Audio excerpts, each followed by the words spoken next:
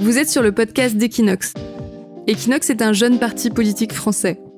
Il n'est pas facile de développer un programme à base de quelques caractères sur les réseaux sociaux. C'est pour ça que, en plus de notre blog et notre site internet, nous avons développé ce podcast pour expliquer nos constats, nos aspirations et nos propositions politiques. Je suis Marine Chollet et je suis porte-parole du parti. Bienvenue sur le podcast d'Equinox. Bonjour à tous. Bonjour. Bienvenue sur ce podcast de fond. Il y a parmi ces podcasts deux types de podcasts. En premier lieu, les podcasts thématiques qui reprennent chaque mesure de notre programme et en tout cas l'approche que l'on met, constat, aspiration, proposition sur tous les thèmes un peu clivants et politiques sur lesquels vous pourriez vous interroger. Et puis il y a aussi, comme le premier podcast que nous avions développé, les podcasts de fond, les podcasts de comment ça se passe au sein d'Equinox. Je suis accompagnée par Seymour aujourd'hui, Seymour Guillereb. Seymour, avant de commencer à nous expliquer tout ce que tu as envie de nous expliquer, est-ce que tu peux te présenter s'il te plaît ? Oui, succinctement, je suis Seymour Guillereb, j'ai 31 ans, je vis dans une commune qui s'appelle Anché, de 350 habitants à 30 km au sud de Poitiers. J'ai une formation d'ingénieur pour changer de la majorité des gens chez Equinox. Et j'ai très vite, après mon diplôme, basculé dans le milieu associatif avec vraiment la volonté de faire bouger la société. Et j'ai eu un parcours de l'associatif en passant par la primaire populaire, donc avec une volonté de rassembler à gauche, atterri dans des partis, puisque c'est là, je pense, que le nerf du problème est à détricoter. Eh bien oui, et on a grand plaisir de t'avoir au sein du bureau d'Equinox, puisque tu as, au-delà d'être dans le parti, d'être adhérent du parti Equinox, tu as également des responsabilités au sein du bureau, puisque, on va y venir, c'est l'objet de ce podcast, tu es responsable de la mobilisation chez Equinox. Et justement, est-ce que tu peux nous expliquer en quoi ce cheminement de passer d'association à initiative citoyenne, en fait, a abouti de manière pas si évidente que ça dans un parti ? Oui, c'est une très bonne question. Je pense que comme tout le monde, j'ai été biberonné à la démocratie par le vote une fois tous les 5 ans. Et un peu comme dans la caverne de Platon ou plus récemment Matrix, je ne voyais pas bien le problème puisque je n'envisageais pas la chose d'une autre manière. Et mes divers engagements m'ont apporté m'ont ouvert mon imaginaire là-dessus. Et je remercie quelques personnes, Clément Perrault ou Mathilde Imer, qui vraiment sont des artisans de la démocratie comme on en fait peu aujourd'hui. Et j'ai découvert le tirage au sort. Le tirage au sort qui va être un outil qui va permettre un cercle vertueux de l'engagement des citoyens, là où le vote a tendance à désintéresser, voire même si on est cynique, à optimiser la bêtise des gens de manière à pouvoir les manipuler. Le tirage au sort va faire l'inverse et va tenter de les faire monter en compétence sur des sujets, se rendre compte de la complexité des situations quand ils vont devoir décider. Du coup, ce que j'entends là dans ce que tu dis, c'est qu'en fait, on vote quotidiennement. Déjà, on vote quotidiennement dans la manière dont on consomme. On vote avec notre carte bleue, on vote avec la manière dont on se déplace, on vote avec les discussions qu'on a dans les bars. Et en fait, par contre, on vote de moins en moins en France dans les votes, en tout cas dans les votes démocratiques dans lesquels on est appelé à voter. Et c'est parce que nous, on pense, en tout cas chez Equinox, qu'il y a d'autres moyens d'exprimer et de faire vivre la démocratie, notamment le tirage au sort, t'en parlais. C'est une proposition qu'on porte chez Equinox avec les conventions citoyennes. Est-ce que tu peux nous dire comment est-ce que toi, de manière très concrète, ça s'est traduit dans les expériences que tu as vécues ? Oui, je valide complètement l'idée que nous faisons tous les jours, toutes et tous, de la politique avec notre carte électorale la plus efficace, qui est notre carte bleue. On vote tous les jours pour le monde qu'on veut, en achetant ou sur Amazon ou sur Le Bon Coin, ou en achetant pas du tout. Effectivement, et je ne peux qu'être d'accord avec l'idée que l'engagement des citoyens en politique au sens large désormais prend place dans des associations ou dans la société civile ou dans des actes de consommation par rapport à un engagement qui était historiquement beaucoup plus au sein de partis politiques. Ils sont boudés actuellement. Je pense que le nombre de casseroles qu'ils se traînent n'a pas aidé. Et le chiffre de Opinionway pour Sciences Po disait que 84% des personnes n'avaient plus confiance dans les partis politiques actuellement. Donc effectivement, je ne peux que te rejoindre là, sur ce sujet-là, et au sein d'Equinox, on est assez d'accord. Et du coup, on a décidé de créer un parti. Et du coup, bien évidemment, on a décidé de créer un parti, avec l'idée cependant d'avoir des statuts différents, d'être transparent sur notre méthode, et de ne pas privilégier les postures égotiques ou la démagogie, mais de rester sur des constats, de se mettre d'accord sur des constats, toujours pareil, de ensuite déterminer où nous voulions aller, nos aspirations, et enfin comment le faire, nos propositions. Et pour me plier à cette méthode, une fois qu'on sait pourquoi on s'engage en politique et quel est le spectre politique actuel, où est-ce qu'on veut tendre à quelque chose de plus démocratique et qui respecte notre environnement, il ne reste plus que le comment on le fait. Et la proposition d'Equinox sur ce sujet-là, donc ce qu'on appelle la mobilisation, est tirée d'une figure, une femme, encore une fois, qui s'est présentée aux élections américaines, donc Alexandria Ocasio-Cortez de son nom, qui était serveuse à New York et qui est désormais sénatrice de l'État de New York par un constat assez simple finalement, qui est qu'elle avait beaucoup d'amis et que c'est ça qui faisait un poids en politique plus, dans une certaine mesure, que les millions ou les milliards qu'on peut mettre derrière un ou une candidate. Et voilà. Et du coup, effectivement, nous, notre méthode de mobilisation, elle n'a rien inventé. Hein. On reprend de ce qui a déjà été fait, ce qui s'était fait notamment à la primaire populaire où tu avais participé, qui a été une initiative, tu nous en reparleras après, mais une initiative portée avant les élections présidentielles de 2022 pour présenter un candidat unique à gauche. Et la méthode qui a été mise en place par Alexandria Ocasio-Cortez. Peut-être juste rappeler aussi que s'il y a un vrai sentiment, en tout cas un vrai sentiment d'inquiétude et un désintérêt des partis politiques en France, ça ne veut pas dire, et ça c'est surtout très vrai d'ailleurs dans les jeunes générations, quand on voit les taux d'abstention chez les jeunes qui sont démentiels, ça ne veut pas dire que les jeunes ne sont pas intéressés par la politique, ça ne veut pas dire que les jeunes ne sont pas intéressés par les sujets de la vie quotidienne, ça ne veut pas dire que les jeunes ne sont pas inquiets des orientations, notamment, et ça c'est un point sur lequel nous on se mobilise, c'est l'adaptation et la lutte contre le changement climatique. Ils sont hyper mobilisés dans leurs écoles, ils sont en plein d'assaut, on manifeste encore plus, on fait des marches pour le climat, on prend des photos, enfin il y a plein de modes de mobilisation et ça se traduit plus dans le vote. Donc comment est-ce qu'on fait maintenant ? Alors que nous on a préparé tout un programme qui, à notre sens, répond à ce sujet, répond à ces objectifs portés par cette jeune génération et par l'ensemble de la société, hein, c'est pas un conflit de génération. Comment on fait pour que leurs inquiétudes, leur mobilisation, leur énergie soient mises au service d'un parti politique, enfin en tout cas d'un projet politique ? Vaste question. Je pense, et nous pensons au sein d'Equinox, que la première chose à faire, c'est de recréer du lien. Les réseaux sociaux ont exacerbé une tendance déjà très présente dans les individus, qui est de ne s'entourer que de personnes qui pensent la même chose que soi-même.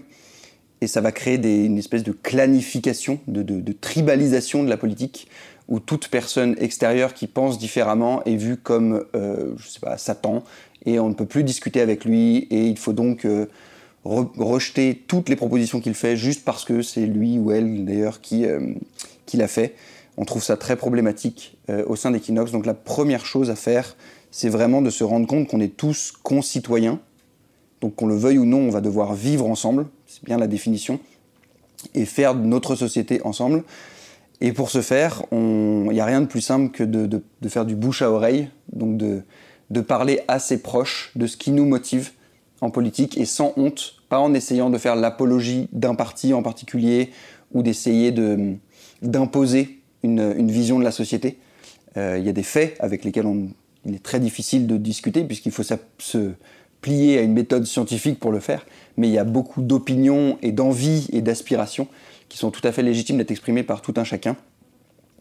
Et c'est ça qu'il faut être capable de faire, de discuter, avoir des opinions différentes, être d'accord de ne pas être d'accord.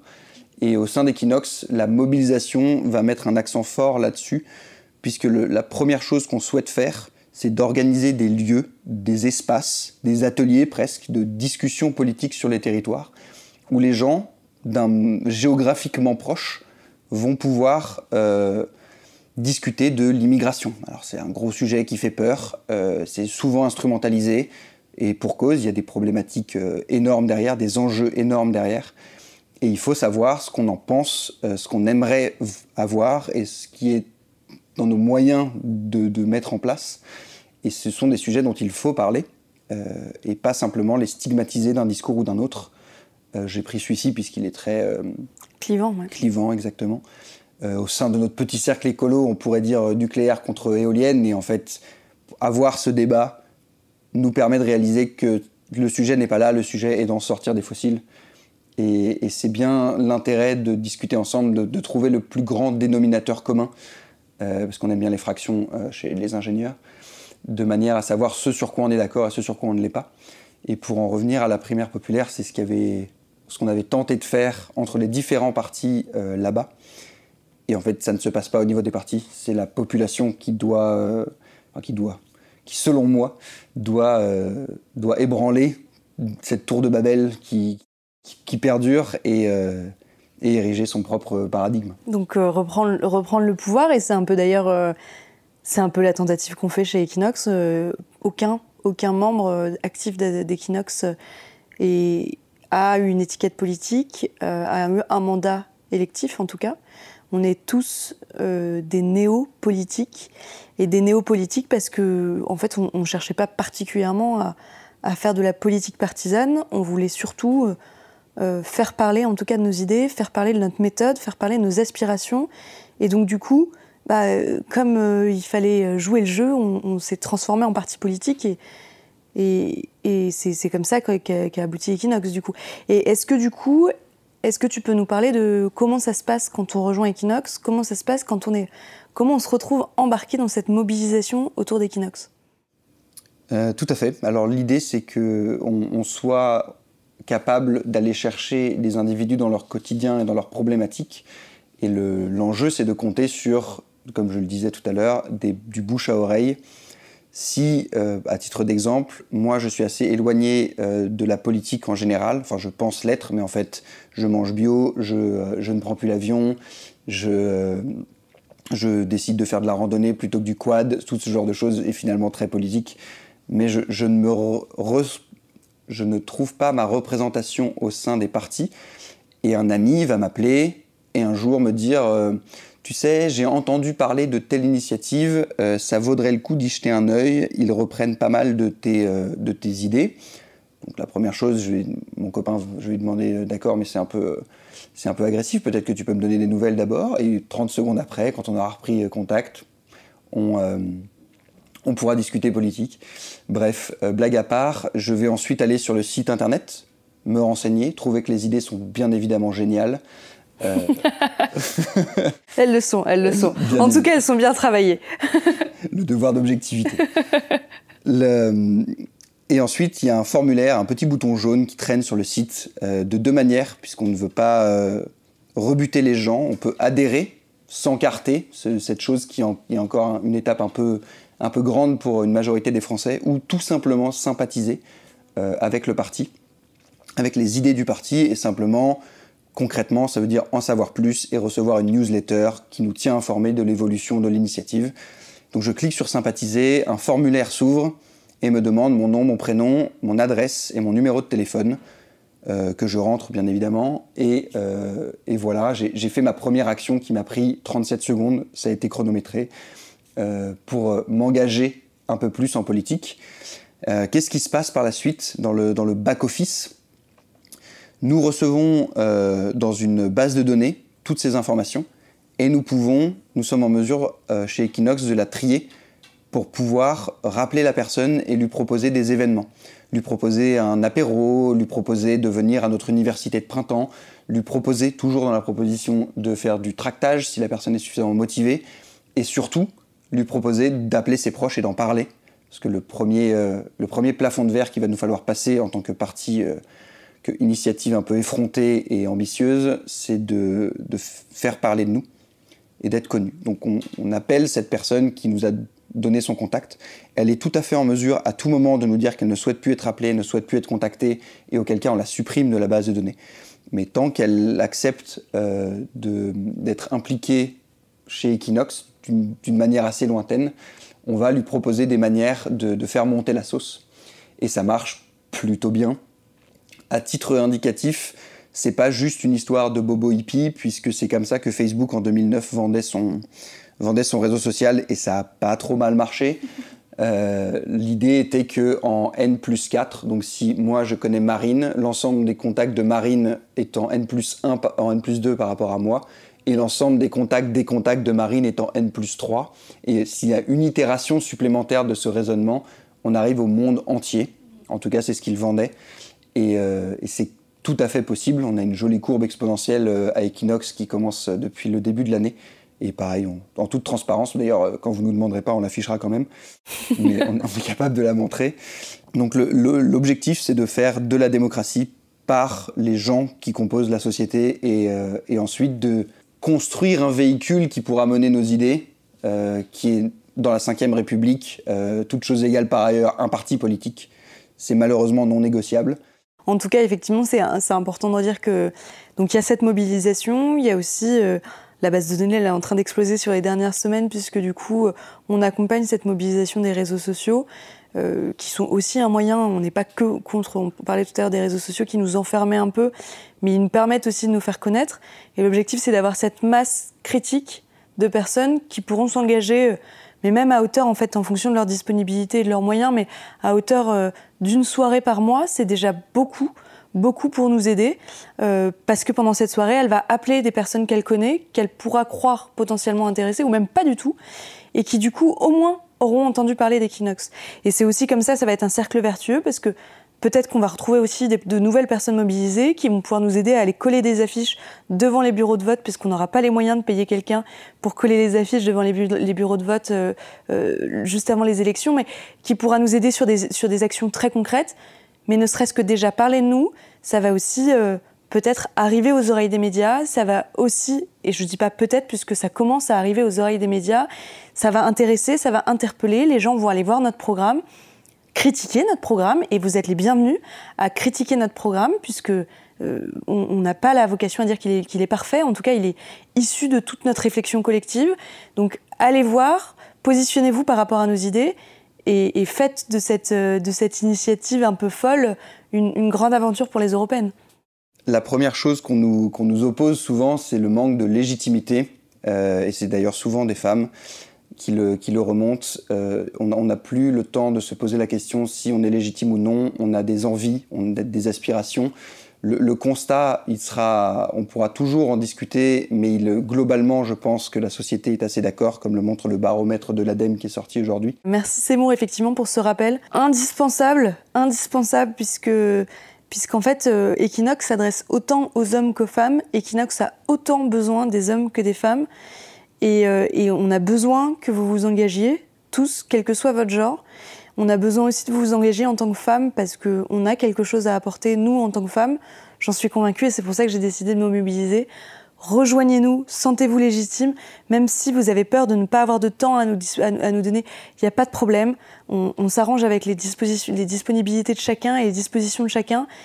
Mais voilà, on veut faire de cette initiative une initiative citoyenne et représentative de tout ce qu'on vit, nous, au quotidien. Et au quotidien, il y a autant d'hommes que de femmes, autant de jeunes que de moins jeunes qui s'engagent, et on aimerait que ce soit représenté chez Equinox de cette façon-là. Et tout à fait, les océans sont faits d'un ensemble de gouttes d'eau, et donc la prochaine chose à faire à la fin de ce podcast, c'est de prendre les fameuses 37 secondes pour aller sur le site et rentrer les informations simplement pour sympathiser avec l'initiative et contribuer au renouveau démocratique. Tout à fait, et vous serez invité à un apéro Equinox à côté de chez vous. Merci Seymour pour ce podcast, et on se retrouve bientôt pour la suite des aventures Equinox. Merci de nous avoir écoutés. Vous pouvez retrouver Equinox sur l'ensemble de nos réseaux. Vous pouvez également vous rendre sur le site internet parti-equinox.fr pour adhérer ou pour nous soutenir. Et puis surtout, vous pouvez partager cet épisode, le liker et l'envoyer à tous vos amis qui pourraient être intéressés. À bientôt!